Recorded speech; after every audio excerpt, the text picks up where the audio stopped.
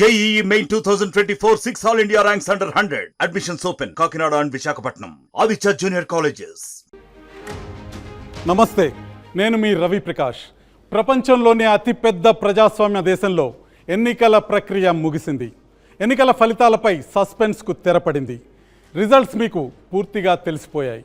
మరి ఆ తర్వాత ఏం జరగబోతుంది అన్నది మీకు చెప్పడానికి నేను ఇక్కడికి వచ్చాను. ఈ మొత్తం ప్రక్రియలో ప్రజలు ఇద్దరిని గేమ్ చేంజర్స్గా మార్చారు. దేశ చరిత్రలోనే తొలిసారిగా ఆంధ్రప్రదేశ్ కింగ్ మేకర్గా మారింది. ఏపీ సపోర్ట్ లేకుండా కేంద్రంలో ప్రభుత్వం ఏర్పడే ఛాన్సే లేదు. ఆ ఇద్దరు గేమ్ చేంజర్స్ చంద్రబాబు నాయుడు, పవన్ కళ్యాణ్. ఈరోజు చంద్రబాబు నాయుడు, పవన్ కళ్యాణ్ దేశ రాజకీయాలని, జాతీయ రాజకీయాలని ఏ విధంగా మార్చబోతున్నారు, రేపు దేశ రాజకీయాలు ఎలాంటి మలుపు తిరగబోతున్నాయి, ఈ విషయాల గురించి నేను వివరిస్తాను. ఆంధ్రప్రదేశ్లో కూటమి సునామీ సృష్టించింది. ఊహించిన దానికంటే ఎక్కువ సీట్లతో రికార్డు విజయం సాధించింది. తిరుగులేని విక్టరీతో ఏపీలో కింగ్గా మారిన చంద్రబాబు జాతీయ రాజకీయాల్లోనూ కింగ్ మేకర్గా మారబోతున్నారు. ఈసారి 400 సీట్లు పక్కా అంటూ బరిలోకి దిగిన బీజేపీకి భాగస్వామ్య పార్టీలతో కలిపి 289 సీట్లు మాత్రమే వచ్చాయి. 16 ఎంపీ సీట్లతో టీడీపీ ఎన్డీఏలో రెండవ అతిపెద్ద భాగస్వామ్య పార్టీగా ఉంది. ఒక్కసారి మీకు పరిస్థితి వివరిస్తాను. కింగ్గా రంగంలో దిగిన నరేంద్ర మోదీకి మ్యాజిక్ ఫిగర్ 272 సాధ్యం కాలేదు. ఆయన కేవలం 240 సీట్లలో మాత్రమే విజయం సాధించబోతున్నారు.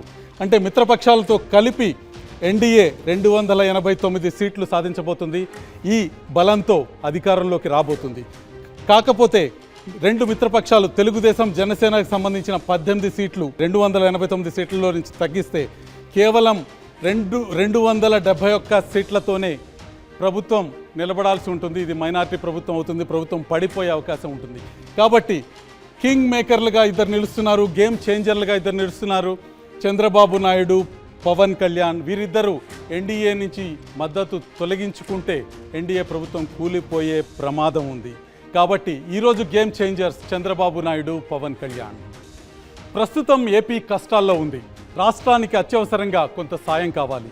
అలాగే కొన్ని డిమాండ్లు ఉన్నాయి. ఇవి నెరవేర్చుకోవాలంటే బీజేపీతో ఉండటమే బెటర్ అన్నది టీడీపీ ఆలోచనగా కనిపిస్తుంది. అయితే కొన్ని అంశాల్లో టీడీపీ, బీజేపీ మధ్య విభేదాలు తలెత్తే అవకాశము లేకపోలేదు. అందులో మొట్టమొదట చెప్పుకోవాల్సింది మైనార్టీ రిజర్వేషన్ల అంశం. ముస్లిం రిజర్వేషన్లకు అనుకూలమని చెప్పింది టీడీపీ, కానీ ఈ రిజర్వేషన్లకు పక్కా వ్యతిరేకం బీజేపీ. మరి సమస్యను ఎలా పరిష్కరిస్తారన్నది మొదటి టాస్క్. ఇక ఇటీవల కేంద్రం ల్యాండ్ టైటిలింగ్ యాక్ట్ను తీసుకొచ్చింది. దీన్ని వ్యతిరేకిస్తున్నట్టు టీడీపీ బహిరంగంగానే చెప్పింది. మరి ఈ ల్యాండ్ టైటిలింగ్ యాక్ట్ను ఏపీలో అమలు చేస్తారా లేదా, చేయకపోతే కేంద్రం ఊరుకుంటుందా అన్నది మరో సమస్య.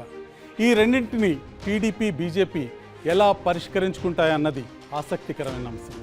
కేంద్రం ముందు చంద్రబాబు నాయుడు 3 ప్రధానమైన డిమాండ్లను పెట్టబోతున్నారు. అవేంటో ఇప్పుడు చూద్దాం.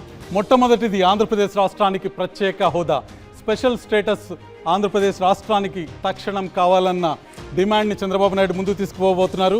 తర్వాత కేంద్ర నిధులు, రాష్ట్రం ఆర్థికంగా వెనుకబడి ఉంది, కేంద్ర నిధులు, కేంద్ర మద్దతు కావాలి ఆర్థికంగా అన్న డిమాండ్ని ముందుకు తీసుకురాబోతున్నారు. మూడవది అమరావతి, గ్రీన్ఫీల్డ్ క్యాపిటల్గా అమరావతి అభివృద్ధి చెందాలంటే కేంద్రం నుంచి పూర్తి స్థాయిలో సహకారం కావాలి. హైదరాబాద్ స్థాయిలో అమరావతి అభివృద్ధి చెందాలంటే కేంద్రం పూర్తిగా నిధులిచ్చి ఆదుకోవాలన్న విషయాన్ని చంద్రబాబు నాయుడు కేంద్రం దృష్టికి తీసుకురాబోతున్నారు. ఎన్డీఏలో ప్రధాన భాగస్వామ్య పక్షమైన బీజేపీ ముందుకు ఈ డిమాండ్ని తీసుకురాబోతున్నారు. ఏ డిమాండ్లని రాష్ట్రం నుంచి చంద్రబాబు నాయుడు, పవన్ కళ్యాణ్ కేంద్రం వైపు తీసుకువెళ్తారో ఒకసారి చూద్దాం. ఆంధ్రప్రదేశ్ అడగబోయే మరికొన్ని డిమాండ్లు ఏంటో చూద్దాం. వెనకబడిన జిల్లాలకు ప్రత్యేక ప్యాకేజ్. రాయలసీమ, ఉత్తరాంధ్రలోని ఉమ్మడి 7 జిల్లాలను అభివృద్ధి చేయాల్సిన బాధ్యత కేంద్రంపై ఉంటుంది. విశాఖపట్నం, విజయవాడలో మెట్రో రైలు. ఏపీలో అతిపెద్ద నగరాలైన విశాఖ, విజయవాడల్లో మెట్రో రైలు నిర్మిస్తామని విభజన చట్టంలో హామీ ఇచ్చారు. ఆ ప్రాజెక్టు ఇంకా పట్టాలెక్కలేదు. పలు జాతీయ విద్యా సంస్థల ఏర్పాటు వాగ్దానం. విభజన చట్టంలో జిల్లాకి ఒక జాతీయ స్థాయి విద్యా సంస్థను నిర్మిస్తామని హామీ ఇచ్చారు. ఐఐటీల పేరుతో నామమాత్రపు విద్యా సంస్థలు ప్రారంభించారు, కానీ వాటికి నిధులు మాత్రం ఇవ్వలేదు. దుగరాజపట్నం పోర్టు నిర్మాణం. దుగరాజపట్నం పోర్టుని 8,000 కోట్లతో నిర్మిస్తామని హామీ ఇచ్చారు. ఇప్పటి వరకు పోర్టుకి కావలసిన భూసేకరణే పూర్తి కాలేదు. పోర్టు కట్టి తీరుతామన్న ప్రభుత్వాలకి కేంద్రం నుంచి సాయం కూడా సరిగ్గా అందలేదు. వైజాగ్ చెన్నై పారిశ్రామిక కారిడార్. విభజన చట్టంలో ఏపీ ప్రజలకి ఆశలు కల్పించిన ఇంకో ప్రధానమైన హామీ వైజాగ్ చెన్నై పారిశ్రామిక కారిడార్.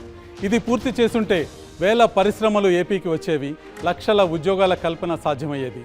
కానీ ఈ కారిడార్ కార్యరూపం దాల్చలేదు. Visakha railway zone. విశాఖ కేంద్రంగా దక్షిణ కోస్తా రైల్వే జోన్ ఏర్పాటు చేస్తామని విభజన చట్టంలో మరొక హామీనిచ్చారు. 2019లో దీనికి సంబంధించిన డిపిఆర్ కూడా రైల్వే బోర్డుకి ఇచ్చారు. కానీ 5 ఏళ్లైనా రైల్వే జోన్ పనుల్లో ఒక్క అడుగు కూడా ముందుకు పడలేదు. ఇక చివరి డిమాండ్ ఏపీ అసెంబ్లీ స్థానాల పెంపు. ఏపీలో 225కు పెంచుతామని విభజన చట్టంలో స్పష్టమైన హామీ ఇచ్చారు. కానీ ఆ హామీ అమలు చేయలేదు. అసెంబ్లీ స్థానాలు పెరిగితే రాజకీయంగా, ఆర్థికంగా ఏపీకి బలం పెరిగే అవకాశం ఉంటుంది. ఈ ప్రధానమైన డిమాండ్లతో చంద్రబాబు ఢిల్లీకి వెళ్ళబోతున్నారు. భారత రాజకీయ చరిత్రలో ఆంధ్రప్రదేశ్ రాష్ట్రానికి ఒక సువర్ణాధ్యాయం మొదలయ్యే సమయం ఆసన్నమైంది. ఆంధ్రప్రదేశ్ రాష్ట్రానికి సంబంధించిన ఎంపీ సీట్లతో కేంద్ర ప్రభుత్వం నిలబడే పరిస్థితి మన కళ్ళ ముందుంది. ఆంధ్రప్రదేశ్ రాష్ట్రానికి సంబంధించిన డిమాండ్లని నెరవేర్చుకోవడంలో చంద్రబాబు నాయుడు, పవన్ కళ్యాణ్ ఏ మేరకు విజయం సాధిస్తారో వేచి చూడాలి. చూస్తూనే ఉండండి RTV. మరిన్ని వీడియోస్ కోసం ఛానల్ ని సబ్స్క్రైబ్ చేయండి. లేటెస్ట్ అప్డేట్స్ కోసం వాట్సాప్ ఛానల్ ని ఫాలో చేయండి. అండ్ లింక్ డిస్క్రిప్షన్ లో ఉంది.